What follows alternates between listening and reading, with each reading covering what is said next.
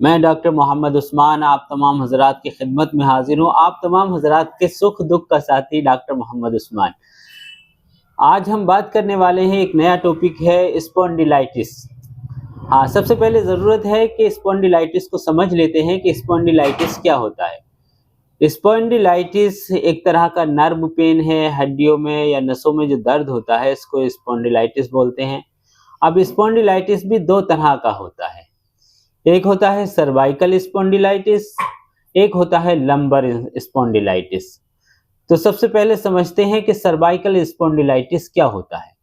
Cervical spondylitis ये जो गर्दन से नीचे की हड्डियां शुरू होती हैं, S1, S2, S3, तो इसमें अगर कोई प्रॉब्लम पैदा होती है तो इसको हम सर्वाइकल स्पॉन्डिलाइटिस बोलते हैं। सर्वाइकल स्पॉन्डिलाइटिस में अक्सर दर्द जो है वो दोनों हाथों की तरफ फैलता है। कभी कभी एक हाथ की तरफ फैलता है, अगर एक हाथ की तरफ की नस पर और हड्डी पर सूजन होगी तो राइट साइड की तरफ फैल जाएगा। अगर लेफ्ट साइड की नर्व पर और हड्डी पर सूजन होगी तो वो लेफ्ट साइड की। और कभी कभी ऐसा होता है कि दोनों ही हाथों में झंझनाहट और दर्द रहने लगता है और ऐसे लगता है जैसे कितना वजन हाथों के अंदर लटका हुआ है, तो इसको सर्वाइकल स्पॉन्डिलाइटिस बोलते हैं। इसमें अक्सर डॉक्टर ये करते हैं, वो किसी भी तरह का, अगर टांग में दर्द है तो उसको भी सर्वाइकल का दर्द बता देते हैं, हाथ में दर्द हो रहा है तो वो भी सर्वाइकल का है, कमर में है तो वो भी अरे भाई कैसा सर्वाइकल का दर्द है। तो सबसे पहले समझने की जरूरत है कि सर्वाइकल का जो पेन है वो S1, S2 के करीब करीब की जो हड्डियां हैं उसमें सूजन आने की वजह से, नर्व के दबने की वजह से वो दर्द दोनों हाथों की तरफ आ सकता है या पीछे कमर से गर्दन की तरफ जा सकता हो और सर में दर्द भी पैदा कर सकता है। तो यह है सर्वाइकल स्पॉन्डिलाइटिस। दूसरा आता है लंबर स्पॉन्डिलाइटिस। लंबर स्पॉन्डिलाइटिस में सर्वाइकल की नर्व से लेकर नीचे तक, कूलों तक जो हड्डी है और उसमें जो दर्द पैदा होता है, लंबर स्पॉन्डिलाइटिस बोलते हैं। तो लंबर स्पॉन्डिलाइटिस को भी समझने की जरूरत है। लंबर स्पॉन्डिलाइटिस में हाथों में, पैरों में भी दर्द हो सकता है और टांगों में ऐसे लग सकता है जैसे बहुत ज्यादा वजन हो गया है और टांगे जो है वो लगने लगता है कि जैसे बहुत ज्यादा भारी हो गई हैं। बैठना उठना चलने फिरने में तकलीफ होने लगती है, जरा सा काम करेंगे, जरा सा चलेंगे तो ऐसे लगेगा कि टांगों में बहुत ज्यादा वजन हो गया है। तो ये लंबर स्पॉन्डिलाइटिस की वजह से होता है।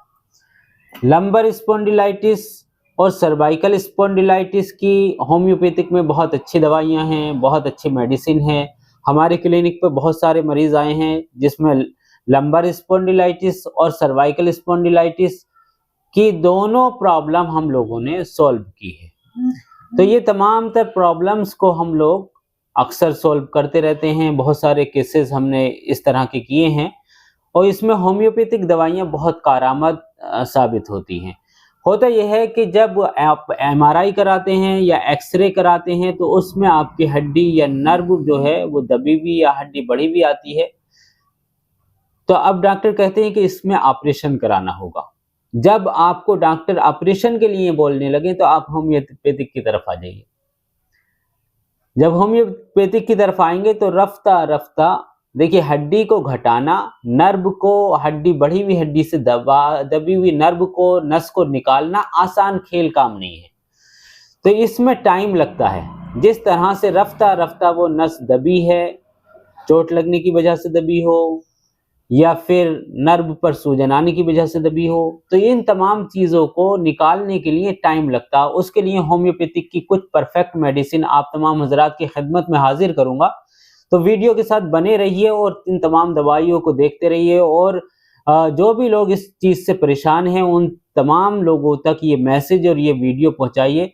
इससे होम्योपैथिक दवाइयों से फ़ायदा उठाकर आप तमाम बीमारियों से, इन तमाम सर्वाइकल स्पॉन्डिलाइटिस से, लंबर स्पॉन्डिलाइटिस से और किसी भी तरह के स्पॉन्डिलाइटिस से आप निजात हासिल कर सकते हैं।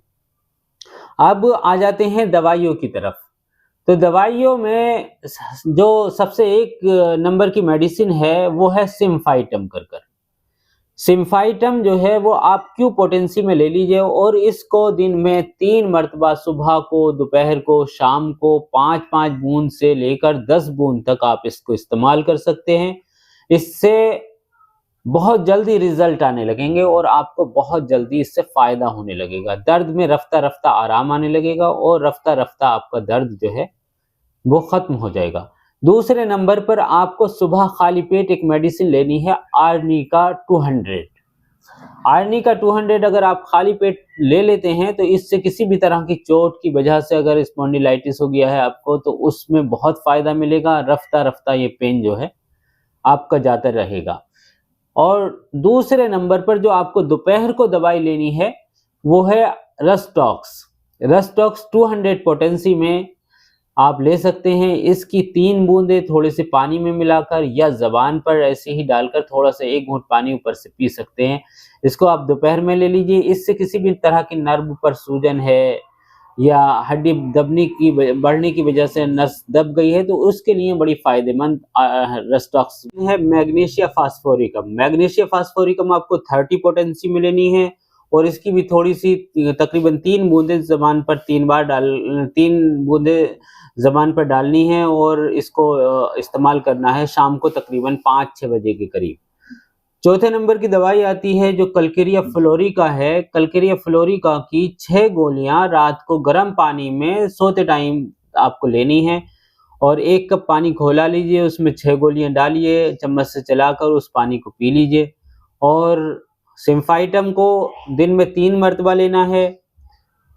सबसे पहले सुबह में आप आर्निका लेंगे 200 पोटेंसी की, 3 बूंदे जबान पर डालकर। आधे घंटे के बाद सिम्फाइटम की 5 बूंदे आधे कप पानी में मिलाकर ले लीजिए। थोड़े से गर्म पानी में अगर मिलाकर लेते हैं तो ज़्यादा फायदा करेगी। दोपहर को आपको रस्टॉक्स लेनी है 200 पोटेंसी में, 3 बूंदे जबान पर डाल लीजिए या थोड़े से पानी में मिलाकर ले लीजिए।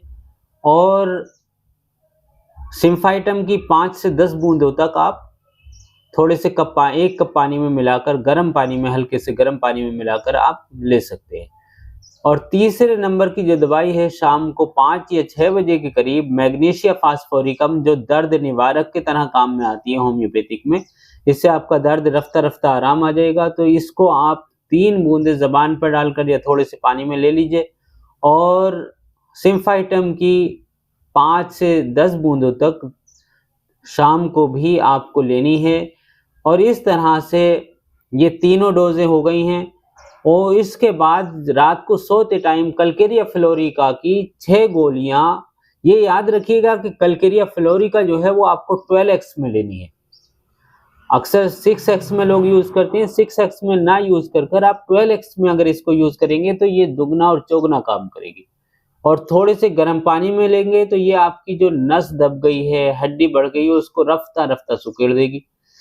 कल्केरिया फ्लोरिका एक बहुत बेवहा मेडिसिन है जो नसों को ताकत देती है, हड्डियों को ताकत देती है। आपने देखा होगा कि जिस तरह से कपड़े के छोटे छोटे तागों से मिलकर कपड़ा बनता है, उसी तरह से हमारी हड्डियों के अंदर भी छोटे छोटे बहुत बारीक रेशे होते हैं जिनके अंदर ब्लड रनिंग करता है। उन रेशों को तकवियत देने के लिए, ताकत देने के लिए कल्केरिया फ्लोरिका बेवहा मेडिसिन है। इसका इस्तेमाल करिए। और जो भी नस दबने की वजह से स्पॉन्डिलाइटिस हो गया है, चोट लगने की वजह से स्पॉन्डिलाइटिस की प्रॉब्लम आपको हो रही है, या फिर किसी भी तरह के सर्वाइकल स्पॉन्डिलाइटिस है, लंबर स्पॉन्डिलाइटिस है, ये तमाम दवाइयाँ इस्तेमाल कीजिए और फ़ायदा उठाइए। एक बात और भी ये आपसे बताता चलूँ कि आप लोगों को ये ध्यान रखना है कि इस होम्योपैथिक दवाई के साथ साथ आपको परहेज भी करना है। आप दवाई भी खाते रहें और परहेज ना करें तो बात वहाँ की वहीं रहेगी। ना आप सही हो पाएंगे, ना दवाई फ़ायदा कर पाएगी। तो परहेज करना भी ज़रूरी है, क्योंकि जो बादी चीज़ें हैं आप खा रहे हैं उससे आपकी जो नर्व है या जो हड्डी है वो बढ़ रही है। बादी चीज़ों से बहुत तेज़ी के साथ हड्डियाँ बढ़नी शुरू हो जाती हैं। होम्योपैथिक दवाई कम कर रही है आपकी हड्डी को, बादी चीज़ें आप खा रहे हैं वो हड्डी को बढ़ा रही है, तो अब फ़ायदा कहाँ होगा। तो इसलिए बादी चीज़ों में जो भी है, जैसे चावल है वो बादी होता है, चावल को आपको बिल्कुल नहीं खाना है। उड़द की दाल है, राजमा है, गोभी है, अरबी है, ये चीज़ें बादी होती हैं। उसके अलावा जो चीज़ें आपको नुकसान देती हैं, आपका पेट खराब करती हैं, आपको गैस बनाती हैं, वो चीज़ें आपको किसी भी तरह से इस्तेमाल नहीं करनी है। दूसरा आपको ये भी करना है कि जो कैल्शियम की चीज़ें हैं वो इस्तेमाल आपको करनी है। अब कैल्शियम की चीज़ें क्या हैं?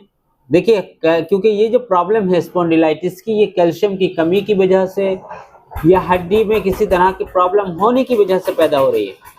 तो इसको दूर करने के लिए आपको कैल्शियम का इस्तेमाल करना है। अब कैल्शियम जो है वो अपनी डाइट से कैल्शियम निकालिए। आप ये सोचिए कि कैल्शियम के सप्लीमेंट आप ले लें, टैबलेट खा लें, तो वो नहीं है मुनासिब। कैल्शियम को डाइट से निकालिए। अब डाइट में आप मछली लीजिए, मछली के अंदर बेवहा कैल्शियम होता है। उसके अलावा आपको दूध पीना है, लेकिन दूध में भी थोड़ा-सा बादीपन होता है, तो दूध को आप हल्दी के साथ या अदरक के साथ इस्तेमाल कीजिए। दूध को हल्दी और अदरक के साथ इस्तेमाल कीजिए। दूसरा, अंडा इस्तेमाल कीजिए। अगर आपका बीपी नहीं बढ़ता है तो जर्दी के साथ अंडा खाइए, और अगर बीपी की प्रॉब्लम रहती है आपको, कोलेस्ट्रॉल आपको बढ़ता है, तो जर्दी निकाल कर सफ़ेदी आप इस्तेमाल कीजिए। उसके अलावा जितने भी नट्स हैं जो वाइट रंग के हैं उनको आप इस्तेमाल कीजिए। जैसे क्या बादाम है, वो उसको छीलेंगे तो आप वो सफ़ेद निकल कर आता है अंदर से, तो उसको आप इस्तेमाल करेंगे, आपके अंदर कैल्शियम की मात्रा को बढ़ाएगा। काजू है, सफ़ेद होता है, उसको आप इस्तेमाल करेंगे तो वो भी कैल्शियम की मात्रा को बढ़ाएगा। तो अपनी डाइट में इस तरह की चीज़ें इस्तेमाल कीजिए जिससे कि कैल्शियम बढ़े और आप सेहतमंद रहें। और उन तमाम चीज़ों को मत इस्तेमाल कीजिए जो बादी हैं, जो नुकसान देती हैं। दूसरा, डाइट में, खान-पान में ऐसी चीज़ें इस्तेमाल कीजिए जिसमें फाइबर अच्छी मात्रा में हो। मील के आटे नहीं खाइए, रिफाइंड का इस्तेमाल नहीं कीजिए, सरसों का तेल इस्तेमाल कीजिए या देसी घी खाइए। तो ये सारी चीज़ें जो है अगर आप अच्छा खाएँगे तो आप सेहतमंद रहेंगे। एक बात ये भी है कि आपके समाज में अमृत भी बिक रहा है और ज़हर भी बिक रहा है। आप होम्योपैथिक दवाई खाते हैं और तंबाकू का इस्तेमाल करते हैं, तो होम्योपैथिक दवाई प्रॉपर आपको फ़ायदा नहीं करेगी। तंबाकू, सिगरेट, बीड़ी और शराब-नोशी को छोड़ना पड़ेगा आपको। रफ्ता-रफ्ता इसको छोड़िए, और छोड़ने के बाद इन तमाम होम्योपैथिक दवाइयों को इस्तेमाल कीजिए और फ़ायदा उठाइए। अक्सर डॉक्टर कहते हैं कि स्पॉन्डिलाइटिस में नस आपकी बढ़ गई है, हड्डी बढ़ गई है, नस दब गई है, तो इसमें आपको ऑपरेशन कराना होगा। जब डॉक्टर आपसे ऑपरेशन के लिए कहे, फ़ौरन होम्योपैथिक की तरफ आइए और रिज़ल्ट देखिए और फ़ायदा उठाइए। तो इन तमाम चीज़ों से फ़ायदा उठाइए और इस वीडियो को ज़्यादा से ज़्यादा लाइक कीजिए, शेयर कीजिए। जो लोग परेशान हाल हैं उन तमाम हज़रात तक पहुँचाइए, और ये मेडिसिन आप घर पर लेकर इस्तेमाल कर सकते हैं। किसी तरह की कोई प्रॉब्लम आपको पैदा होती है, किसी तरह की कोई दिक्कत पैदा होती है, तो हमारा कॉन्टैक्ट है, हमसे कॉन्टैक्ट कर सकते हैं। फ़ोन नंबर पर आप राब्ता कर अपॉइंटमेंट भी बुक कर सकते हैं और मिल सकते हैं।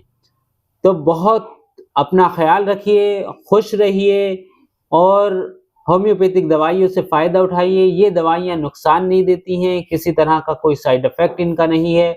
इनको आप इस्तेमाल करेंगे तो आपको ज़रूर कुछ न कुछ इनसे फ़ायदा हासिल होगा। इन दवाइयों से फ़ायदा उठाइए और इस फ़कीर हकीर को भी अपनी दुआओं में याद रखिएगा। अपना बहुत ख़्याल रखिए। बहुत शुक्रिया।